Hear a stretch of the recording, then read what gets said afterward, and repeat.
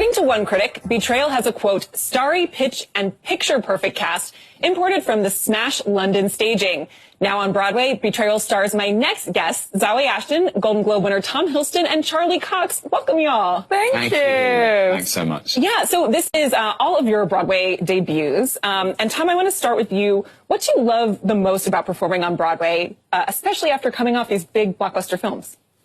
Well, I've never done it. I mean, I first came to New York when I was 17, and I remember going to Times Square and seeing all the streets that go off Times Square where all the theaters are, and before I even dreamed of becoming an actor.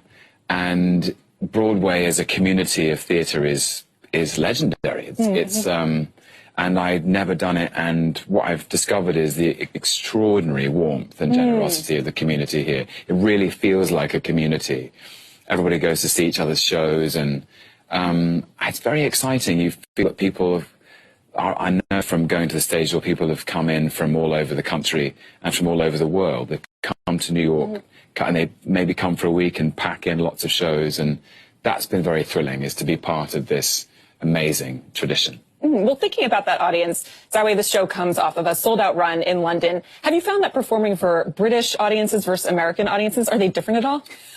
I mean, no, they're not different. The play has a lot of London references in it, so there are just lines now that will never get a laugh ever again because they're about such specific parts of London. But I think what's amazing is being able to come here and just, as Tom said, just be part of this incredible dynasty. I've been to our theatre and seen some of the best Broadway shows that I've ever seen, and so walking in and suddenly becoming part of that firmament is incredible.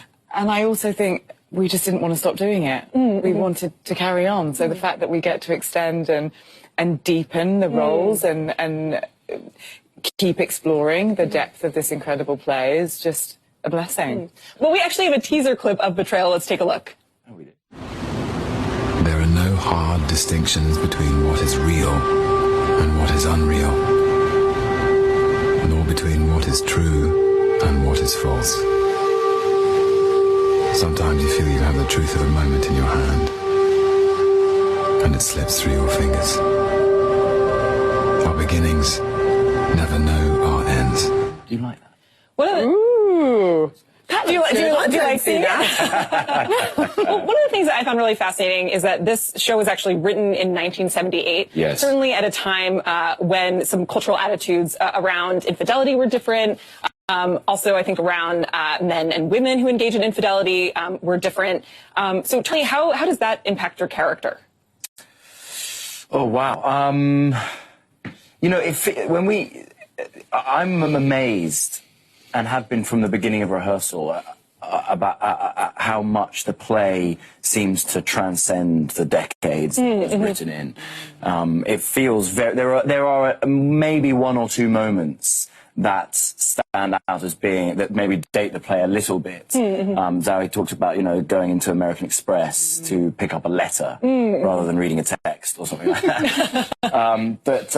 But other than that, you know, the way that the characters communicate, the dynamics of the relationships, obviously the feelings and the emotions, they feel very, very current and very up to date. So, and I think that's true of all great art. It feels, you know, it has an element of timelessness about it, and I think this play certainly has that. Zawe, do you also feel that sense of timelessness? Do you think that our attitudes have shifted a lot since 1978?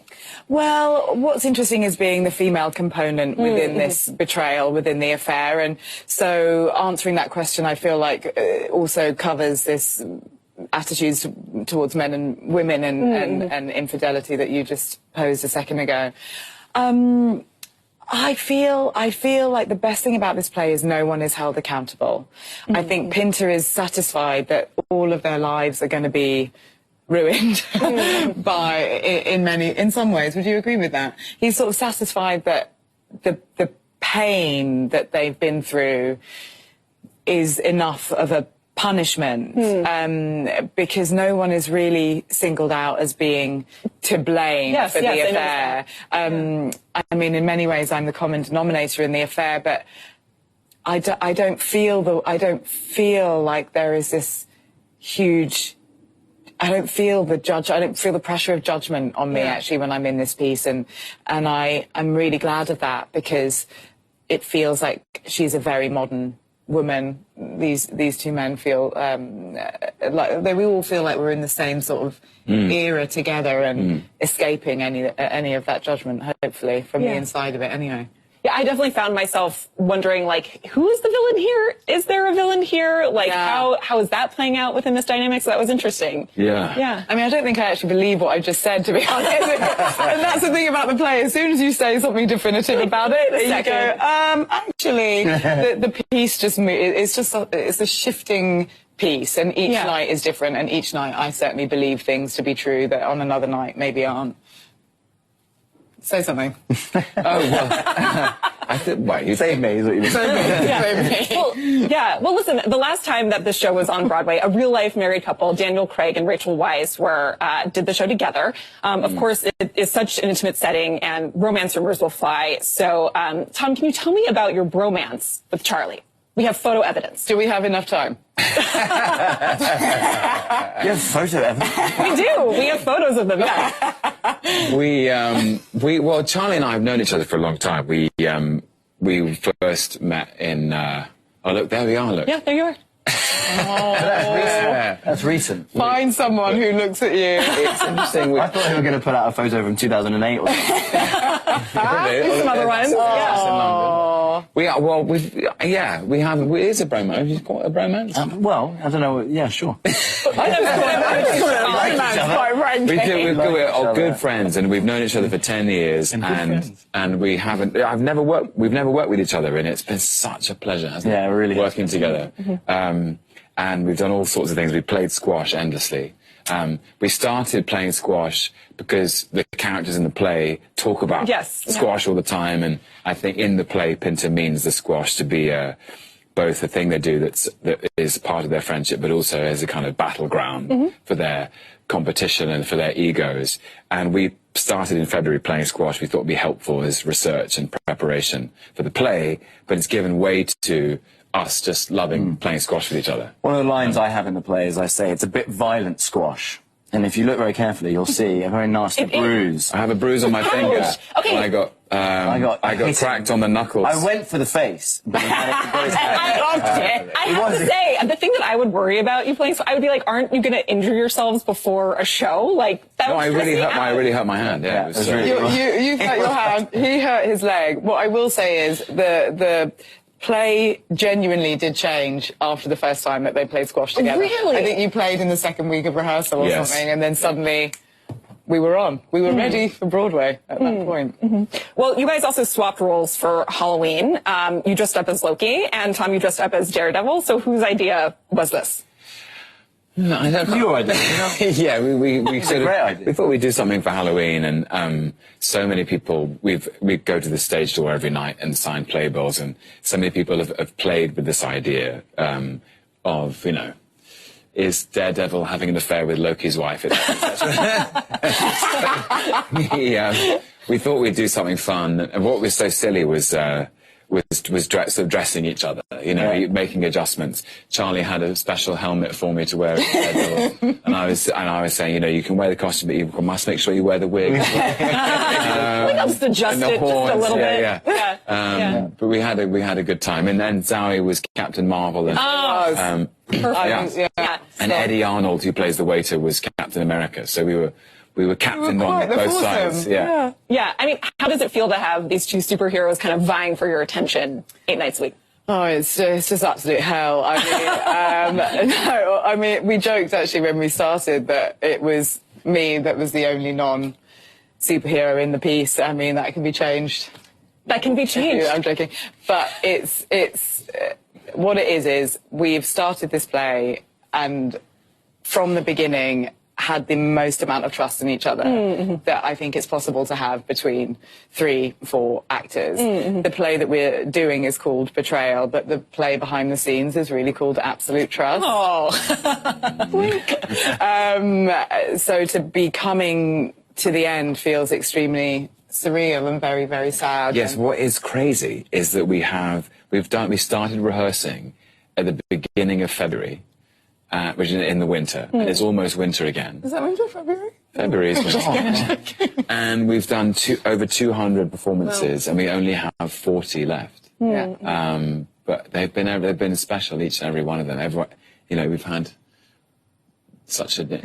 I keep saying this. We will always remember this as the year of betrayal. Yeah. And it's lovely that it really was a calendar year. Yeah. You know, 2019. I read the play Betrayal. at the beginning of January. Wow. Yeah. For the first time. Very full circle. Yeah. Well, Zawe, I do want to go back to something that you said, which is that you could be a superhero. We actually had Benedict Cumberbatch and Elizabeth Olsen on the couch recently, and they both spoke about an all-female Marvel movie. So thoughts on that? I think that's a wonderful idea. With me as the lead, did they say We'll have to add that in. This is really great news. I think that's a really great Fantastic. idea. Yeah, Tom, what do you think? Oh, fantastic! Wonderful, really. I mean, I don't have any inside info on that, but that sounds like a tremendous idea. Yeah. What do you think? Well, Yeah. yes, cool. We'll all stand behind this. Well, I do want to ask your thoughts, actually, about some remarks that famed director Martin Scorsese recently made. He said Marvel films aren't cinema, and then he did try to explain his comments. But what did y'all feel about that? I love Martin Scorsese. I watched his films all my life, and he's one of the greatest filmmakers alive and working today. Of all time, yeah. Yeah, of all time. But I mean alive. Yeah. He's also alive.